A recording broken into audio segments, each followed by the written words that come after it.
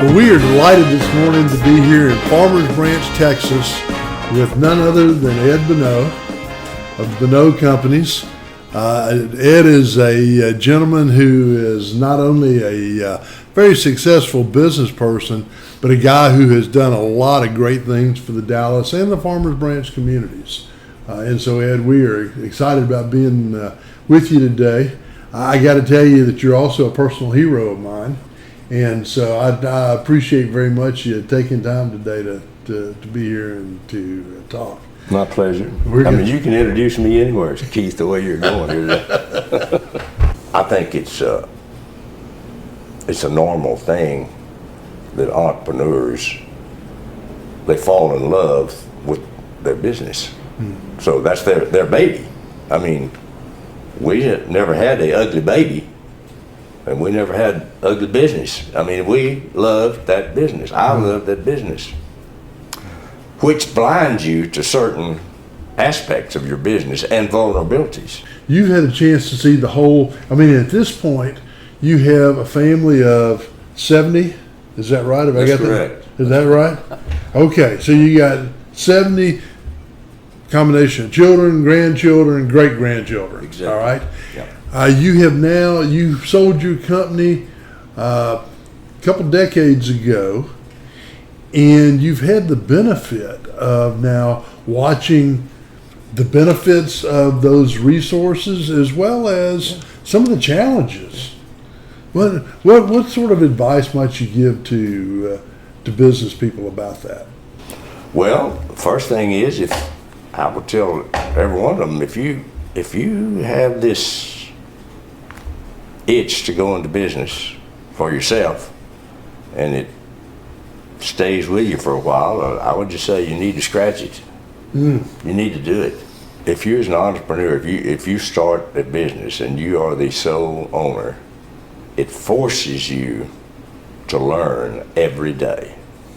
See, I'm a bit lazy. I don't learn stuff unless I'm forced into it. But you have to learn. You have to learn. And even after you got a successful year, you got to learn how to do the second year because it's going to be different. And third, you have to learn about people. How do you hire them? How do you find them? How can you get them to join the culture that you're trying to create? All of those things, it's an amazing learning process, Keith. I know you've had the experience that I treasure. I would treasure if I'd had it because you've had access to corporate giants. And mine was always the entrepreneurial and the smaller things, but there's certain principles that I learned that I believe work in any size company. And one of them might be shocking to Harvard MBA grads, but you know what? The Bible is the most practical business book that there is. I'm talking about business book, I'm talking about practical. The principles that are laid out in the Bible about working, about serving your master. Big thing, to do it unto others. You talk about customer service, treat other people like you want to be treated. I mean, how many business books have been written on that thing? All of those principles None as well. they're in the Bible. And here's the interesting thing. I've seen absolute scoundrels start a business. I had some for competitors. They reach over and take these Bible principles, take it out, they bring it out, and they are using it in their business. They don't even know it's a Bible principle, but they are using it and using it well. It works because it's an eternal principle. And they work.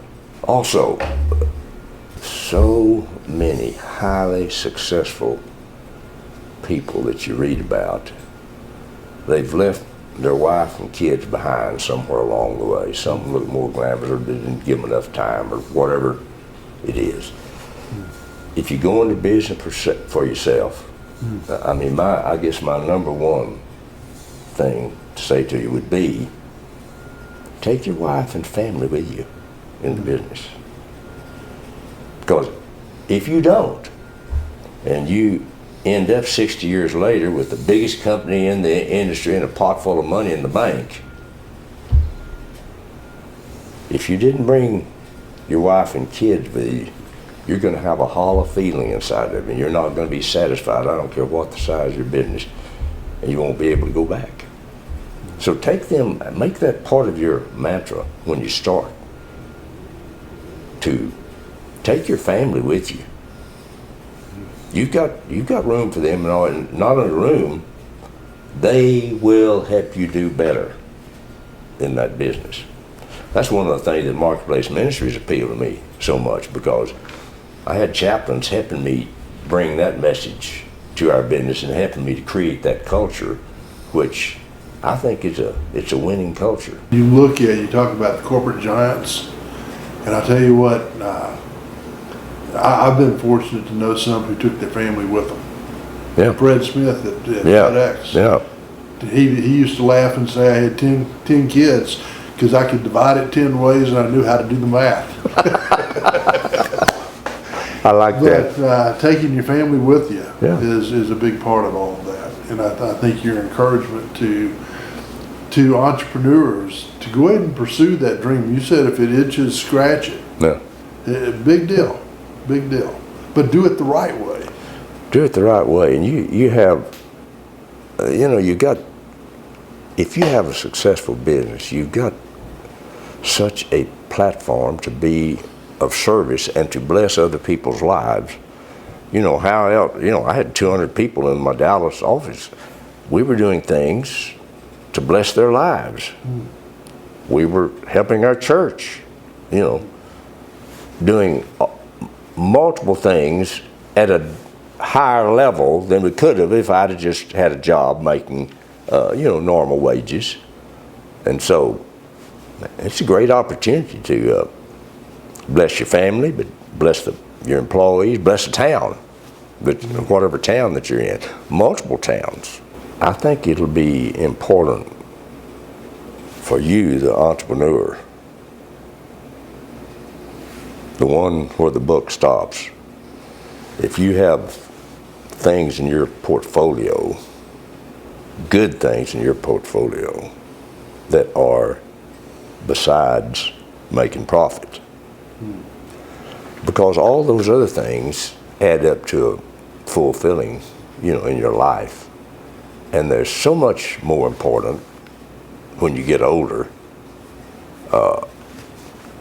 You mentioned some numbers that your company did. Well, shoot, there's always somebody that has done more than that and did it quicker than you did.